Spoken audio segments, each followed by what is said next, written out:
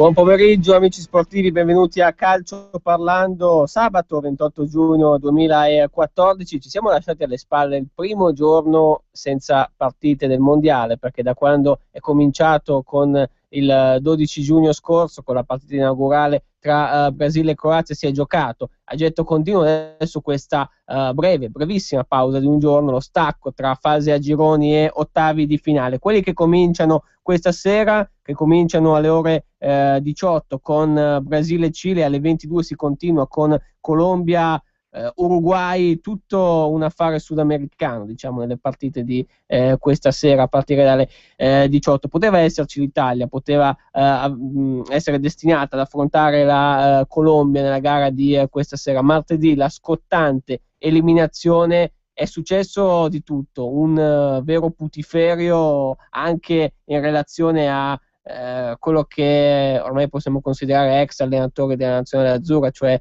Cesare Prandelli, dimissionario insieme a Giancarlo Abete, ma poi di scorie ne ha lasciate parecchie questa eliminazione dell'Italia. Il morso di Suarez a Chiellini, 9 giornate di squalifica, starà fuori peraltro con il Liverpool o con il suo club comunque fino al 27 di ottobre. E poi ovviamente anche tutto quel che ne consegue, il vortice, il ciclone che si abbatte sulla nazionale azzurra, è una squadra dalla spedizione fallimentare in Brasile per questo mondiale, e tanto altro naturalmente, perché la rassegna ridata in Brasile continua, l'abbiamo detto, con gli ottavi di finale a partire da questa sera. Intanto buon pomeriggio naturalmente a Daniele Amadasi. Ciao Daniele.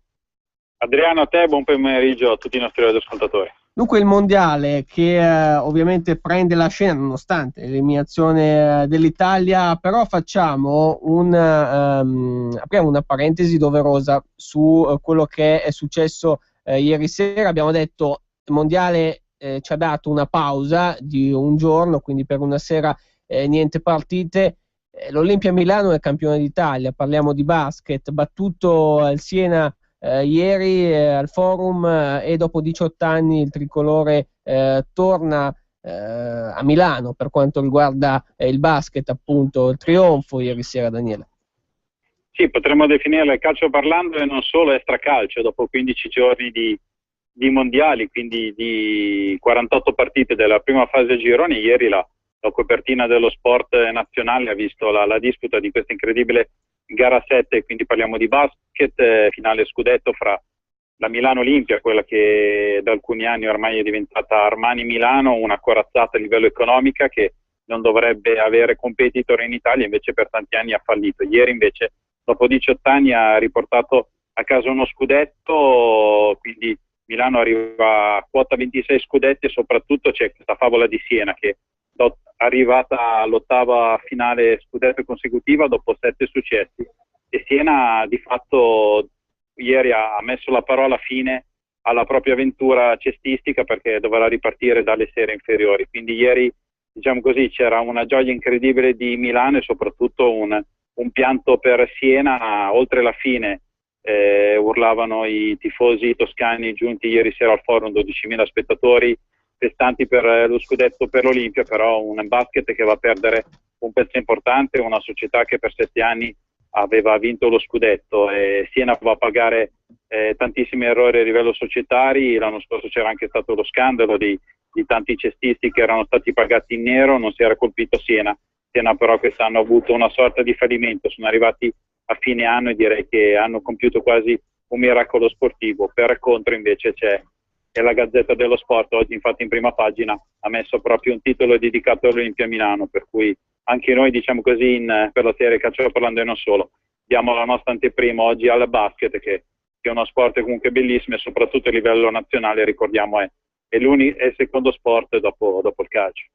Poi andremo a vedere anche quello che titolano i quotidiani sportivi in edicola quest'oggi, tra i quotidiani Gazzetta, Corriere dello Sport e Tutto Sport. Andiamo con il mondiale, però adesso Daniele, il mondiale che ci propone questi ottavi di finale a partire da oggi, con Brasile, Cile e Colombia, Uruguay, tutto sudamericano nei contenuti della giornata odierna. Poi Il programma si completa domani con Olanda-Messico e Costa Rica-Grecia. Si giocano il 30 giugno Francia-Nigeria e Germania-Algeria. Si conclude il 1 luglio con le ultime due partite, Argentina-Svizzera e Belgio-Stati Uniti. Cosa è successo nella fase a gironi? Che 4 squadre hanno finito a punteggio pieno. Il Belgio e l'Olanda, rappresentanti dell'Europa per precisione poi i Paesi Bassi, ecco, che hanno avuto grandi risultati appunto nella fase a girone. Poi le altre due sudamericane, Argentina e Colombia,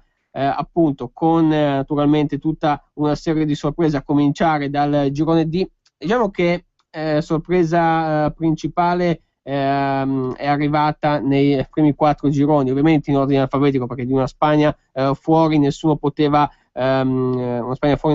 metterla in preventivo. Lo stesso dicasi ovviamente per il girone D con Italia e Inghilterra, ma poi troviamo anche un girone H con Cappello e la Russia fuori. Ha fatto solo 2 punti la squadra che ospiterà peraltro il prossimo mondiale, quello del 2018. Fuori il Portogallo, alla fine ha pagato la differenza reti con gli Stati Uniti, ha pagato quel pesantissimo 0-4 subito contro la Germania nella prima giornata. E poi certamente anche la qualificazione all'ultimo della Grecia, nell'ultima partita vinta con la Costa d'Avorio 2-1, peraltro in pieno recupero, eliminazione della Croazia. Insomma, materiale ne ha dato parecchio la fase a gironi del mondiale. Sì, partendo logicamente dalle delusioni. Le delusioni si chiamano Spagna, Italia, Inghilterra, Portogallo, Russia e Ghana. Queste sono le 6 formazioni che hanno completamente fallito, ma le sorprese in positivo si chiamano anche Costa Rica e Grecia, considerando che una di queste due arriverà ai quarti di finale, perché si affronteranno agli ottavi di finale. Questo è un po' uno sconvolgimento, perché se andiamo a pensare che una fra Costa Rica e Grecia sarà fra le prime 8 al mondo, vuol dire che qualcosa di strano in questi campionati del mondo è successo. Un campionato del mondo che è andato a premiare le formazioni sudamericane e centroamericane, perché sono ben 8 le formazioni che sono riuscite a passare, poi ci sono 6 formazioni europee e 2 africane.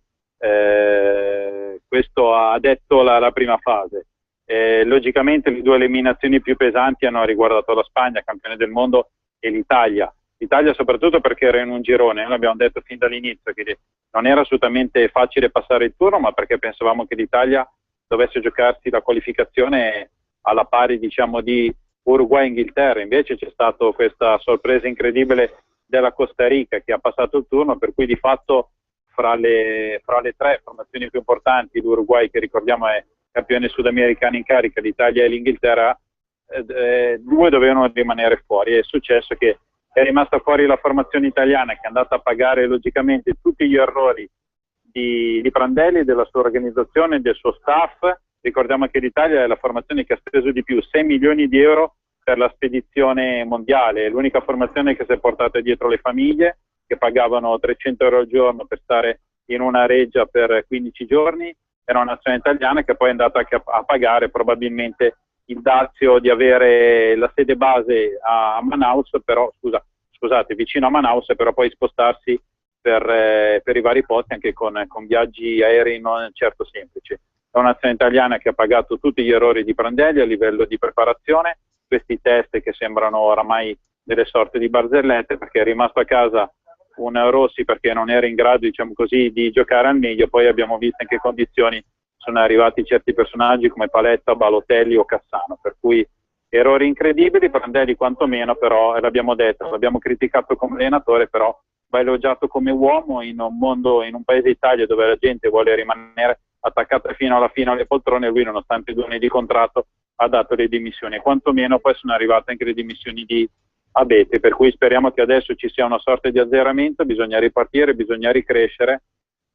Dal mio modesto punto di vista bisogna ripartire logicamente dai settori giovanili, però con una limitazione pesantissima dell'utilizzo dei stranieri, perché non è possibile che si va a vedere una partita di ragazzi di 14 anni e fra i 22 in campo 50% sono stranieri, perché ci sono colored, ci sono rumeni, ci sono bulgari, tutto est Europa, e si vanno a cercare giocatori da altre parti magari per risparmiare qualcosa. E poi soprattutto è un mondo del calcio che secondo me ha oramai è troppo legato al discorso dei procuratori, agenti FIFA, di troppa gente che sta intorno al mondo del calcio, che ci mangia, che però fa assolutamente il male del calcio. Quindi c'è un cancro interno che bisogna curarlo. Siamo arrivati direi peggio di così a livello nazionale non si potrebbe arrivare.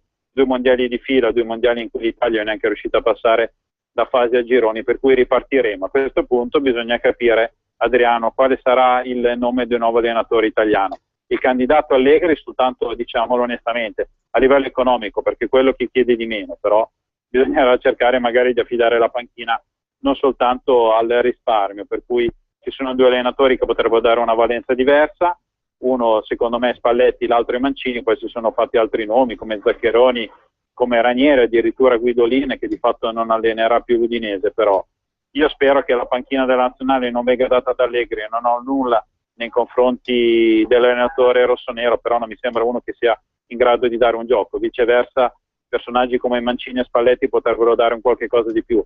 Mancini logicamente costerebbe di meno, mentre Spalletti, considerando che comunque è sotto contratto con lo Zenit, si porta a casa qualcosa come 3,5 milioni di euro netti all'anno, dubito che vada a rinunciare a questo emolumento molto importante. Sì, ovviamente la decisione su chi succederà in panchina a Cesare Prandelli, che peraltro è arrivato nell'Italia come allenatore dopo l'altra fallimentare spedizione, quella in Sudafrica del 2010, ecco, un tema ovviamente pregnante, quello della panchina. Lo è, a mio modesto avviso, anche quello legato poi alla squadra, perché se andiamo a vedere 6 giocatori, 6 titolari della stessa squadra, cioè la Juventus, è un qualcosa di anomalo, se vogliamo. Forse soltanto la Spagna con il Barcellona può avere un blocco squadra del genere. Ecco, viene da pensare che anche per questo il calcio italiano è così indietro, cioè se a un mondiale si porta come blocco squadra, come 6 titolari nella partita decisiva, 6 giocatori della stessa squadra. Ecco, un atteggiamento del genere te lo aspetti magari dalla Norvegia, a tutti i giocatori del Rosenborg, faccio per dire, perché lì c'è solo quella formazione lì che va per la maggiore. Però dall'Italia, e parliamo di convocazioni ma anche di scelte, era lecito attendersi qualcos'altro, al di là di come è andata poi a finire.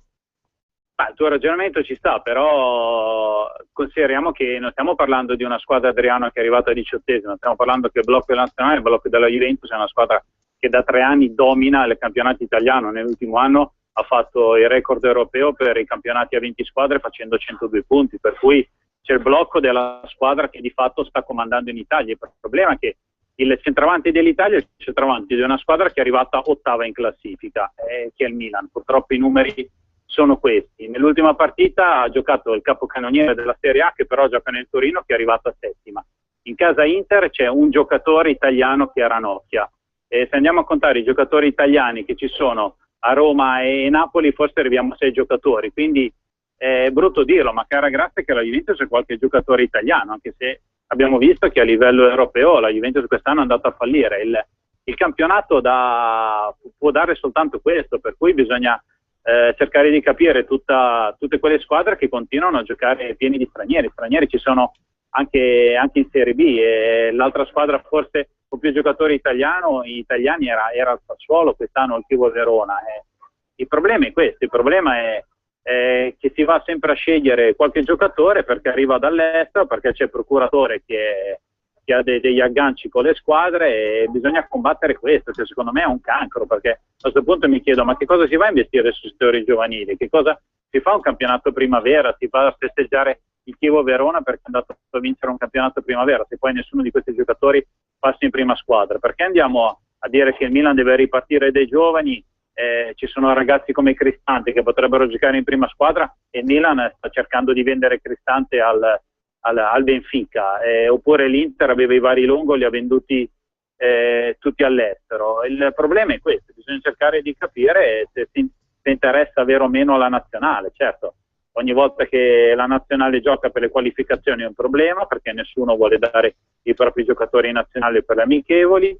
Si va a combattere quando ci sono gli stage. Allora la soluzione migliore è: riudiamo sto benedetto campionato da 20, non dico a 16 squadre, ma quantomeno a 18, creiamo 4 partite meno, diamo più spazio alla nazionale, perché la nazionale è una vetrina, non si possono andare a fare delle figure di niente, uso questo termine per usarne altri, ai campionati del mondo. Poi logicamente c'è qualcuno che va a dire ma poteva anche non capitarci un arbitro messicano che, come Rodriguez, che si è inventato l'espulsione di Marchisio, non ha visto il morso di una bestia come Suarez, addirittura si è inventato l'angolo da cui è nata la rete dell'1-0. Possiamo anche raccontare questo, però non raccontiamo le favole. Un'Italia che va a perdere contro la Costa Rica non merita di andare avanti. Poi succedono anche delle cose brutte del calcio. Suarez è una di queste, ha preso 9 giornate di squalifica dall'Uruguay e 4 mesi di inibizione totale dall'attività di calciatore. Il Liverpool l'ha messo in vendita, dovrebbe venderlo 80 milioni di euro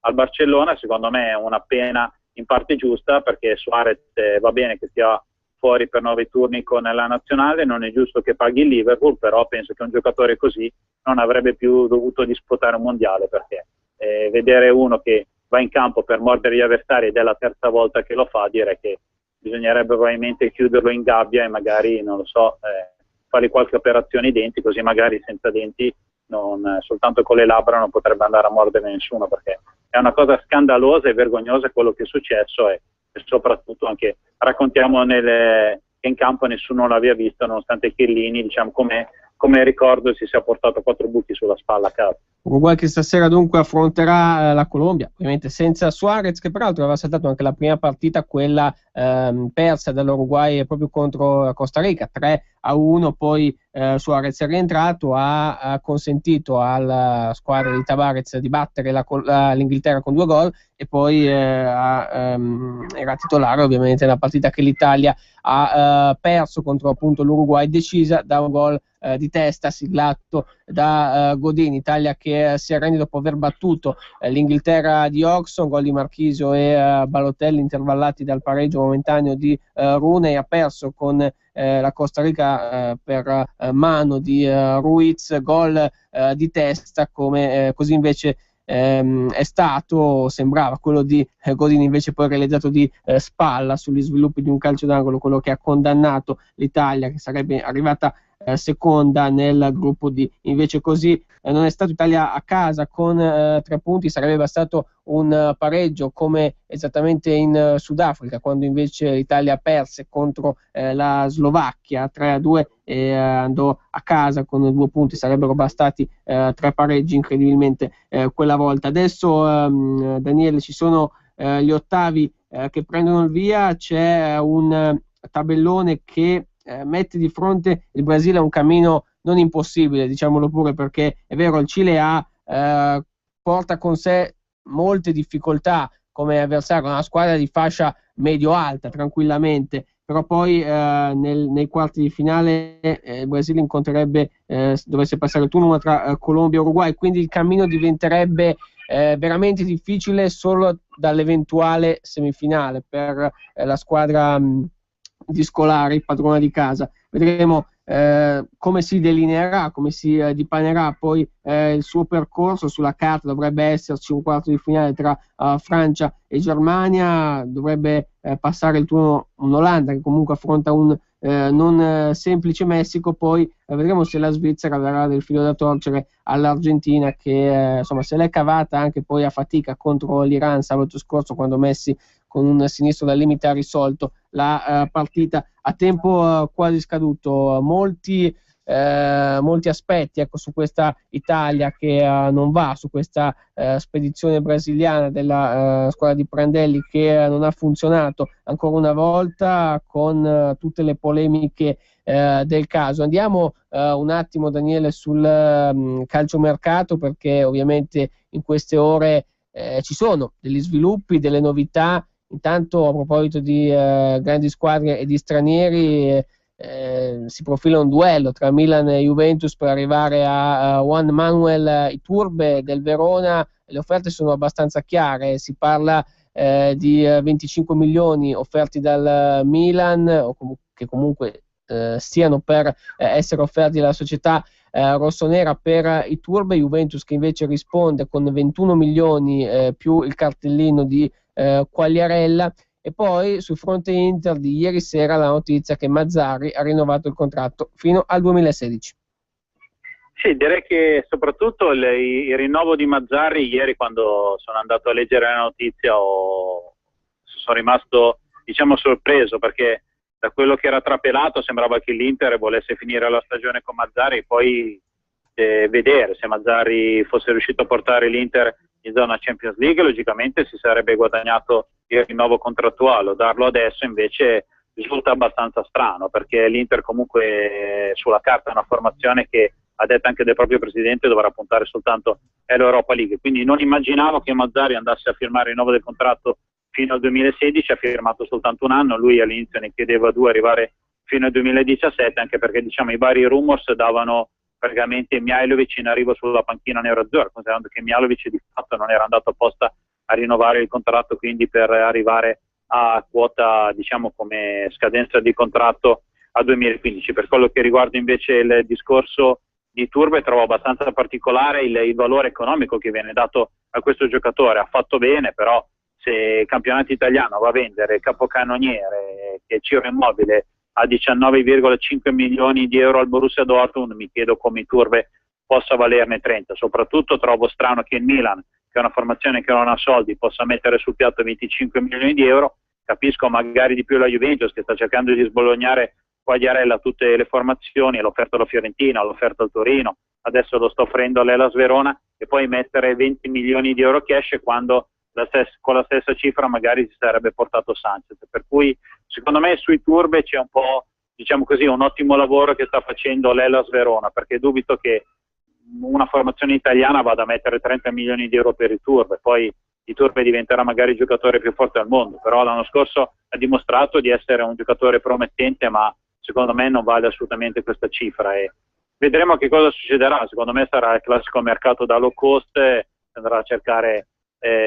qualche scambio e magari si andrà a cercare all'estero di comprare qualche giocatore. Invece, tornando sul discorso del mercato, quindi interno di giocatori italiani, c'è da segnalare che Genoa ha venduto Sturaro alla Juventus per 5,5 milioni di euro più bonus, per cui adesso capiremo se il giocatore sanremese, che ha esordito quest'anno nel Genoa, farà ancora un altro anno in rossoblù, oppure arriverà subito alla corte juventina di Antonio Conte. Arsenal non solo su Mario Balotelli, ma si parla ovviamente anche di Vidal. Chiaro che questa sera potrà essere giocato un ruolo importante anche riguardo al suo più che trasferimento ai rumors ovviamente di mercato. Si parla di 50 milioni per il giocatore cileno che in questi anni ha fatto le fortune della Juventus. Chiaro che abbiamo ripetuto il mondiale, soprattutto per quanto riguarda nazionali come il Cile, che giocano il ruolo di outsider, può essere un risvolto significativo anche per la questione trasferimenti. Ma direi di sì, ci sono due formazioni che mi hanno soprattutto sorpreso. Cile e Messico fanno un gran bellissimo calcio, per cui sono formazioni che secondo me potrebbero essere delle mine vaganti. Il Cile vedremo che cosa riuscirà a fare con il Brasile. Il Brasile c'ha la forza di Neymar, però in difesa è una squadra che comunque balla. Ha dalla parte sua il discorso di giocare i mondiali in casa, perché io sono convinto che quest'anno si farà di tutto per far vincere il mondiale a Brasile, perché direi che un fallimento brasiliano, considerando la polveriera che c'è in Brasile in questo periodo, è enorme, perché si è pensato a costruire gli stadi andando a distruggere le favelas, le baraccopoli.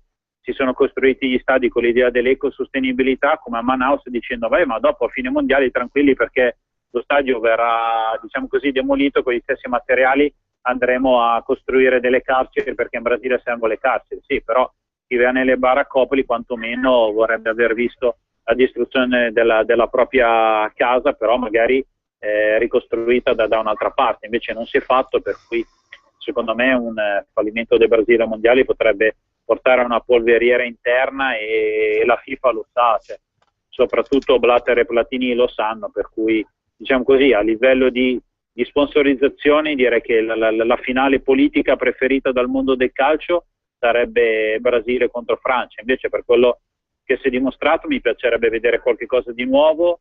La Germania di sicuro potrebbe quantomeno arrivare in semifinale. L'Olanda sta facendo vedere un gran bel calcio, e soprattutto mi stanno piacendo molto le due formazioni come Messico e Cile, perché fanno un pressing incredibile, giocano a tutto campo ed è un calcio che a me anche diverte. Logicamente non hanno dei fenomeni come Neymar, come Messi oppure come Robben o Van Persie, però la stessa Colombia ha fatto vedere che è Valencia e quindi non sta sentendo l'assenza di un fenomeno come Radamel Falcao e devo dire che almeno queste sono anche le cose belle del calcio che stanno uscendo dai mondiali brasiliani. Naturalmente, quindi molto può ancora lasciare ovviamente in eredità il mondiale in Brasile. Oggi ricordiamo cominciano gli ottavi di finale con le gare appunto Cile, Brasile e Colombia, Uruguay posizionate per questa sera. Daniele, con te torniamo ovviamente lunedì alle 13:15, lunedì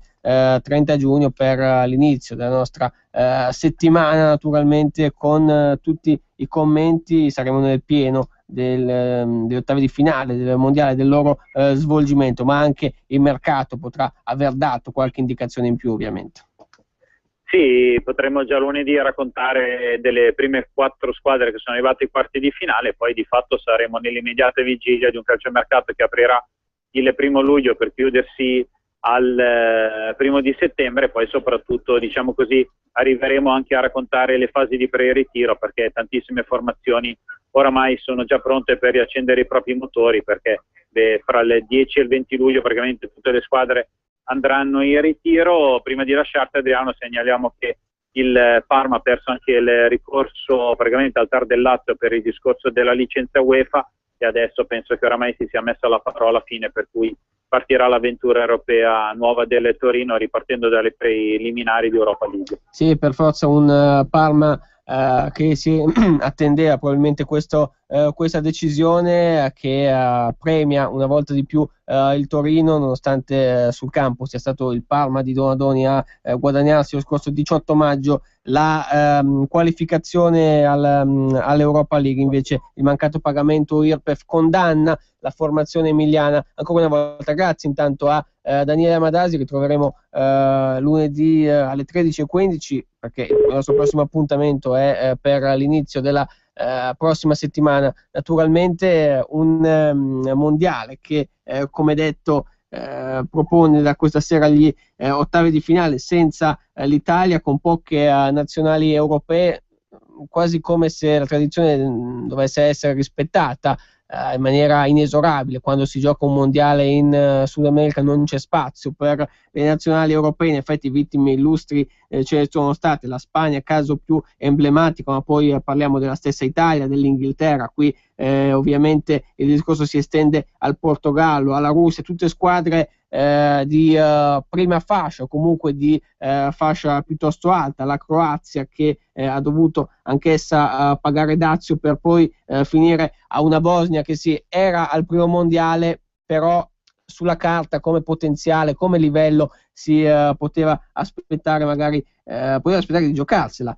In considerazione di un fase a girone F, in cui ha vinto comunque la Nigeria, inteso come passaggio del turno, succedendo all'Argentina, e poi ancora un Iran che ha fatto un punticino nella prima partita proprio contro la nazionale nigeriana. Dunque vedremo cosa ci proporrà il prosieguo del mondiale, con gli ottavi di finale che andranno a esaurirsi martedì 1° luglio, poi nel fine settimana, il prossimo weekend, i quarti, la settimana successiva a metà settimana, ovviamente martedì e poi mercoledì le semifinali, per chiudere la finale prevista a Rio de Janeiro il 13 luglio alle 21 ora italiana. Naturalmente una nazionale che come detto dovrà pensare anche alla figura di allenatore, ma a questo punto se ne parlerà intorno a Ferragosto. C'è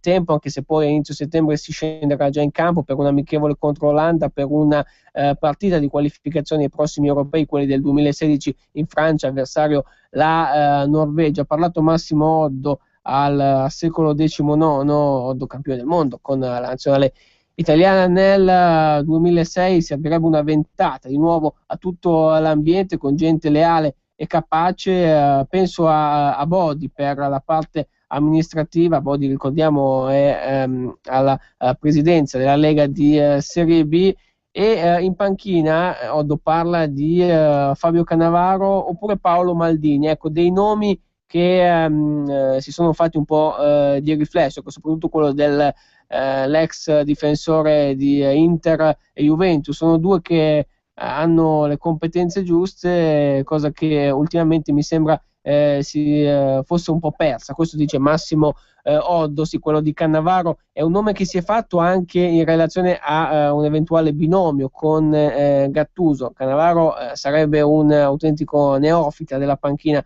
invece Gattuso qualche esperienza ce l'ha, ha cominciato, ricordiamo, la stagione con il Palermo, salvo essere esonerato dopo pochissime partite. In ogni caso quello di Maldini è un nome che in effetti si è speso poco in queste ore, in questi giorni, dopo le dimissioni di Prandelli. Candidati principalmente sembrano essere Mancini, Allegri, con anche tutta una serie di discorsi. Poi a livello contrattuale, economico, c'è il nome di Luciano Spalletti, che in un modo o nell'altro poi torna sempre a galla, quello di Francesco Guidolin, che ha da poco smesso i panni di allenatore per finire dietro una scrivania sempre all'Udinese, ricordiamo, dove peraltro è andato ad allenare Andrea Stramaccioni. Intanto i numeri per intervenire in diretta con noi: 02 6620 3529 per le telefonate, gli sms invece alla 346 6427 756, un po' tutti sotto accusa, ecco, da quello che è stato l'elenco dei convocati scelti da Cesare Prandelli a quello che poi è stato il rimescolamento durante il mondiale, a partire dal modulo 3-5-2 adottato poi nella partita decisiva, quella contro l'Uruguay, in cui bastava il pareggio per superare il turno, le scelte, poi i cambi, ecco, un calderone in cui è finito dentro un po' tutto, fino a condannare inesorabilmente per il secondo mondiale consecutivo l'Italia. Soltanto dopo la fase a gironi in Sudafrica erano stati la Slovacchia, il Paraguay e la Nuova Zelanda i carnefici della nazionale azzurra, allora guidata da Lippi. Questa volta ci si è arresi non tanto all'Inghilterra, che è finita ultima nel girone e l'Italia l'ha battuta la prima partita, ma soprattutto di Costa Rica e Uruguay. Ovviamente la sconfitta contro i centroamericani è stato un po' l'ago della bilancia, quanto a credibilità per l'Italia, quanto poi a un girone che si è inesorabilmente complicato da quella seconda partita, da quel gol di Ruiz pochi minuti prima dell'intervallo, e Italia che poi ha definitivamente pagato dazio contro l'Uruguay, l'espulsione di Marchisio, quella invece non data e che avrebbe dovuto pesare su un Uruguay probabilmente con Suarez destinato a uscire dal campo soltanto 2 minuti dopo la rete di Godin, che ha messo in ginocchio un'Italia che ha arrancato più che altro nei 180 minuti delle gare contro Costa Rica e Uruguay. Non si è stata in grado di spendersi oltre qualche stilla di energia in più, qualche accenno di credibilità maggiore, quantomeno per superare una fase a gironi che appunto con il secondo posto avrebbe visto l'Italia affrontare la Colombia, un avversario ovviamente di tutto rispetto, un avversario che al suo attivo ha dei giocatori che militano nel nostro campionato. Parliamo ovviamente di Balbo, di Quadrado, di Mario Yepes, praticamente uno per reparto. La squadra temibile, quella dei Cafeteros, che sarà impegnata questa sera alle ore 22 nell'ottavo di finale contro l'Uruguay, per poi trovarsi eventualmente di fronte alla vincente della gara tra Brasile e Cile, che ricordiamo invece si gioca alle ore 18, sempre di questa sera, incrociando quindi il cammino nella fase a gironi. Ecco che gli ottavi di finale cominciano appunto questa sera con, ribadiamo, Germania e Francia sul loro percorso, due partite con difficoltà differenti, magari le due squadre che hanno il compito più semplice, i transalpini contro la Nigeria e la Germania invece contro l'Algeria. Parliamo anche di questo con Sebastiano Vernazza, peraltro inviato per la Gazzetta dello Sport in Brasile. Ciao Sebastiano, buon pomeriggio.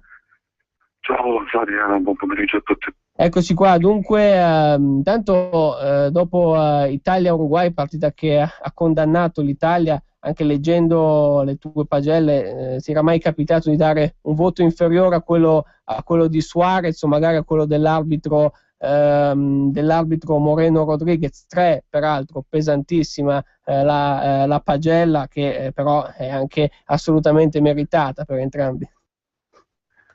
Sì, no, è stata una partita decisa da questi episodi sostanzialmente, perché insomma se l'arbitro non avesse inventato questa espulsione di Marchisio e se invece avesse cacciato Suarez per il morso, sarebbe stata l'Italia a chiudere la partita in superiorità numerica e forse adesso racconteremo un'altra storia. Questo per dire insomma che il confine tra l'etica disfatta è sempre molto labile, basta niente per rotolare giù dalla montagna oppure per salire in vetta, ecco.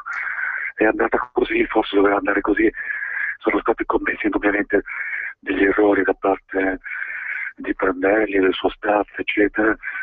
È una spedizione forse nata male, anche nella composizione dei 23, nel senso che per quello che mi riguarda, per quello che penso io, sono state sbagliate le scelte per quanto riguarda gli attaccanti. 5 attaccanti, diciamo che nessuno alla fine ha reso per quello che ci si aspettava, ecco. In particolare poi magari ti chiedo, entrando nello specifico, è giusto, l'attacco è stato sottoposto poi a diversi rimescolamenti. Intanto abbiamo detto anche in altre occasioni, sono stati lasciati a casa 5 giocatori, parliamo di Giuseppe Rossi, Gilardino destro, Di Natale, Toni, che in 5 hanno fatto 81 gol. Poi a gente come Insigne e Castano, che Prandelli insomma ha centellinato un po' lì in Brasile, intorno a loro si può dire molto. Avevi un Immobile che ha chiuso come capocannoniere nel campionato italiano, era anche giusto se vogliamo farlo giocare. Poi ovviamente di Balotelli si è detto quasi allo sfinimento, no Sebastiano? Sì, ora io se mi parli di Giuseppe Rossi ti dico che sono d'accordo con Prandelli, perché insomma Giuseppe Rossi in questo momento non era in grado di giocare un mondiale, non è stato chiamato nel suo esclusivo interesse, nel senso che rischiava di farsi male. Questo è stato detto chiaramente anche dal professor Castellacci, che è il responsabile medico della squadra nazionale. Per quanto riguarda gli altri invece no, insomma si può discutere. Tu hai fatto dei nomi, io ti dico che uno come destro probabilmente sarebbe venuto molto utile nella partita contro l'Uruguay, soprattutto nel momento in cui c'è stato questo cambio Immobile-Cassano, che secondo me è la fotografia, diciamo, della sconfitta. Se tu togli Immobile, uno che bene o male aveva corso per un'ora, giocando magari male ma aveva corso, e metti Cassano, perché non puoi fare altro, perché non ne hai altri, Cassano che è uno insomma che ormai gioca da fermo, è un segnale di resa, insomma. Lì su quel cambio secondo me l'Italia praticamente ha alzato bandiera bianca. Prandelli che si dimette, insomma in molti hanno parlato giustamente poi anche di scelta encomiabile sotto certi aspetti, ma un Prandelli destinato magari a non essere riconfermato, lo si era un po' così paventato già prima di Italia-Uruguay in caso di eliminazione. In effetti comunque è qualcosa che è piombato, no, sulle vostre anche teste come notizia subito dopo Italia-Uruguay, abbastanza sorprendentemente, no? Beh no, insomma, sorprendentemente no, conoscendo l'uomo, insomma tutti quanti noi avremmo scommesso su questo, praticamente lo sapevamo già il giorno prima, qualche giorno prima, che se fosse andata male, se l'Italia fosse stata eliminata, Prandelli ci sarebbe dimesso. Questo l'aveva fatto capire, diciamo, a taccuini chiusi, a microfoni spenti, insomma, ma è giusto così, insomma, di fronte a una disfatta gli uomini veri si comportano così, si dimettono, lui ha fatto quel che doveva in questo senso, mi trovo d'accordo, ora bisogna trovare il successore, non sarà facile perché si è rimesso anche il presidente federale, quindi in questo momento c'è un vuoto di potere, chi va a scegliere, a contattare il nuovo CT e deve fare in tempi stretti perché fra meno di 2 mesi bisognerà già ritrovarsi, radunarsi per preparare il debutto nelle qualificazioni europee contro la Norvegia, quindi è un momento delicatissimo di vuoto di potere, di vuoto di CT, insomma è una fase molto delicata del calcio italiano, soprattutto nella nostra nazionale. Ecco. E il discorso poi legato al mondiale che prosegue, ecco, da questa sera ribadiamo ottavi di finale col Brasile padrone di casa impegnato, chi può farcela secondo te per quanto visto fino adesso, chi può spuntarla anche in considerazione poi di quello che sono gli incastri, no? Il calendario, abbiamo visto un Brasile magari che gode di un cammino di un certo tipo, la stessa Olanda, perché poi nei quarti dovesse superare il turno incontrerebbe una tra Costa Rica e Grecia. Insomma, mi pare che la geopolitica sia chiaro in questo mondiale parlo, sia nettamente sbilanciata a favore del Sud America. Le europee stanno soffrendo, stanno pagando il caldo, il clima, certe condizioni ambientali a cui non sono abituate. Per cui insomma credo che sia un po' il mondiale di Neymar e di Messi questo. Per cui così a naso, in questo momento mi sento di poter dire insomma, che si vada verso un Brasile-Argentina, però insomma questo è un mondiale con molte variabili imprevedibili insomma, che possono incidere, e oggi stesso il Brasile non ha un match facile contro il Cile, per cui non si può escludere nulla. Per gli europei direi che l'unica che può arrivare fino in fondo secondo me è la Germania, che è l'unica strutturata sia da un punto di vista tecnico, fisico, atletico, insomma, per competere fino alla fine. Però ripeto, secondo me questo mondiale è soprattutto Neymar Messi. Ecco, prima di salutarti Sebastiano, volevo anche fare un attimo un pensiero su quello che è clima ambientale, perché soprattutto un anno fa in Brasile alla Confederation Cup avete trovato un clima di un certo tipo e invece ovviamente situazione un po' meno pericolosa ovviamente in riferimento al mondiale questa, ecco, in Brasile anche come esperienza volevo fare 2 parole anche con te su questo. Sì, no, evidentemente c'è una certa differenza tra Confederation e Mondiale. Ora tutto può ancora succedere nel Mondiale in corso eccetera, però la sensazione netta che ci sia in corso un'opera di prevenzione da parte delle autorità governative brasiliane, ecco. Prevenzione, direi anche repressione, perché c'è stato un po' di qualche protesta, qualche manifestazione, qualche passeruglio prima del mondiale, ma nel momento in cui è stato fischiato il calcio d'inizio è tutto rientrato. Per cui secondo me le motivazioni sono 2. Una è la grande passione che i brasiliani hanno comunque per il calcio, ecco, alla fine ha vinto questa passione quando il pallone ha cominciato a rotolare, insomma ogni brasiliano si è dedicato al pallone. Però questo secondo me non spiega tutto, c'è in corso un grande lavoro da parte delle autorità, prevenzione e secondo me anche repressione. Magari noi non vediamo certe cose, ma probabilmente certe cose ci sono.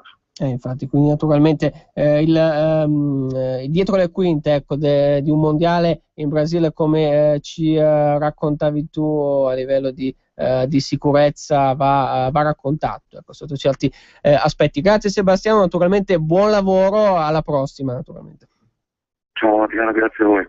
Dunque un saluto a Sebastiano Vernazza, giornalista per la Gazzetta dello Sport, con i mondiali che sta raccontando in Brasile, un'Italia che è andata fuori, ma ovviamente la rassegna iridata prosegue da stasera, dopo un giorno di pausa, come abbiamo detto ieri, Gli ottavi di finale, ribadiamo ancora: Brasile, Cile, Colombia, Uruguay, Francia, Nigeria, Germania, Algeria, Olanda, Messico, Costa Rica, Grecia, Argentina, Svizzera e Belgio, Stati Uniti. Le partite in programma alle 8 gare secche ovviamente per gli ottavi di finale in caso di parità supplementare, poi eventualmente calci di rigore. Andiamo con la rassegna stampa sportiva, Gazzetta dello Sport di oggi. Cominciamo da qui, cominciamo dal basket con lo scudetto dopo 18 anni. Milano urla di gioia, l'Olimpia doma Siena dopo una gara 7 e torna e si laurea campione d'Italia di basket per la 26esima volta. Decisivo Gentile. Armani dice: il mio regalo più bello. E poi sul taglio laterale di sinistra, mercato 1, sfida sui turbe, la Juve avanti, reazione Milan, ecco le offerte. Mercato 2, Toira ha detto sì, Inter e Mazzarri insieme fino al 2016. Poi ancora i funerali, la fidanzata di Ciro, ora sotterrate questa violenza, perché ricordiamo c'è anche il dramma vissuto parallelamente, quello di Ciro Esposito, che ha perso la vita purtroppo martedì, poche ore prima peraltro che si giocasse Italia-Uruguay, in seguito agli incidenti di Roma lo scorso 3 maggio per la finale di Coppa Italia tra Napoli e Fiorentina, e ovviamente una agonia durata più di un mese per il tifoso del Napoli che è stato vittima di un omicidio a Roma, come già raccontato. Quindi il tifoso napoletano ha purtroppo perso la vita il 3 maggio, dopo gli scontri del 3 maggio scorso, dopo i tragici fatti accaduti nella capitale. E poi focus mondiale, la riscoperta delle Americhe, gli USA al top, Europa in crisi. Il caso, Chiellini perdona Suarez per il morso, stop eccessivo. Zico spinge il Brasile, come mi piace Neymar, con il Cile deciderà lui, quindi anche un pronostico da parte di Zico, l'ex stella della nazionale brasiliana. Andiamo col Corriere dello Sport. Voi avete rovinato il calcio, ecco i principali responsabili dello sfascio italiano: presidenti e vice di Federcalcio e Lega e consiglieri federali. Questi uomini hanno portato il pallone nel baratro e impazza la corsa per le poltrone. Sagramola a capo del Club Italia. L'ultimo abbraccio a Ciro in 20.000 ai funerali a Scampia, il coraggio della mamma. Oggi tutto il Brasile si aggrappa a Neymar, mondiali e via gli ottavi di finale, tensione per la sfida contro il Cile, ma Scolari è certo, siamo in forma, c'è Colombia-Uruguay. Poi basket, Siena KO, Milano torna campione dopo 18 anni. Da Corriere dello Sport chiudiamo con Tutto Sport e la sua prima pagina. Lo vuoi gratis? Punto interrogativo. La foto è quella di Mario Balotelli. Raiola attenta alla Juve con Balotelli, appunto. La gente è disposto ad acquistare l'attaccante attraverso una finanziaria e prestarlo ai bianconeri, ma Conte è contrario, come gli azzurri del mondiale brasiliano, e il Milan incontra il manager di Iturbe. E poi Brasile per Neymar, Uruguay per Suarez, via gli ottavi, la Seleção col Cile, la Celeste sfida la Colombia, Chiellini perdona.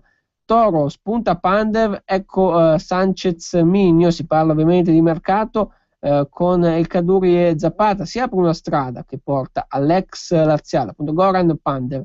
Inter, accordo con Mazzarri, chiesto Mustafi, e poi ancora Estasi Milano e scudetto 18 anni dopo. Questo il doveroso riferimento alla notizia con cui abbiamo aperto, cioè l'Olimpia Milano, che è campione d'Italia, torna a sollevare un titolo dopo 18 anni, torna a vincere lo scudetto dopo 18 anni, il 26esimo titolo, battuto ieri il Siena al Forum. Quindi questa è la coda di una stagione trionfale per la società milanese di basket. Dunque gloria anche in questo sport a cui abbiamo dedicato un doveroso spicchio di trasmissione, una parentesi che ci stava dopo ieri sera ovviamente mondiale che si sta prendendo la scena lontano, se vogliamo il giusto, dal calciomercato, da altro, ma come ricordavamo anche prima con Daniele Amadasi, tra poco si farà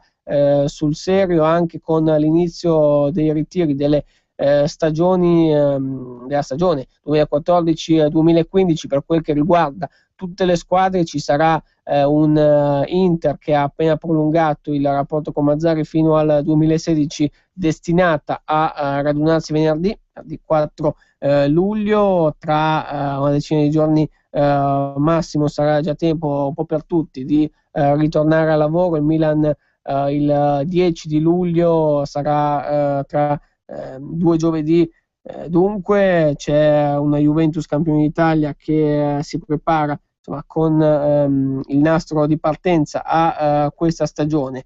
Tutto questo insieme alla notizia, l'altra che vi abbiamo dato relativa all'Europa League, perché parliamo di fatto primo turno preliminare per quanto riguarda le squadre italiane. C'è un Torino che giocherà rappresentando l'Italia, non il Parma, per cui è stato respinto anche il ricorso, nonostante appunto il 6º posto conquistato sul campo. Questo abbiamo detto anche come contenuti legati alla trasmissione odierna, Calcio Parlando, con la puntata 393. Torneremo in onda lunedì alle ore 13:15 con la nostra consueta trasmissione di inizio settimana. Intanto grazie a tutti per essere rimasti all'ascolto. Da Adriano Ancona naturalmente un buon weekend a tutti voi e buon proseguimento sulle frequenze di Radio Padania. Avete ascoltato Calcio Parlando. Ladri e rapine? Chiama Sicurbet e installa Dialogos.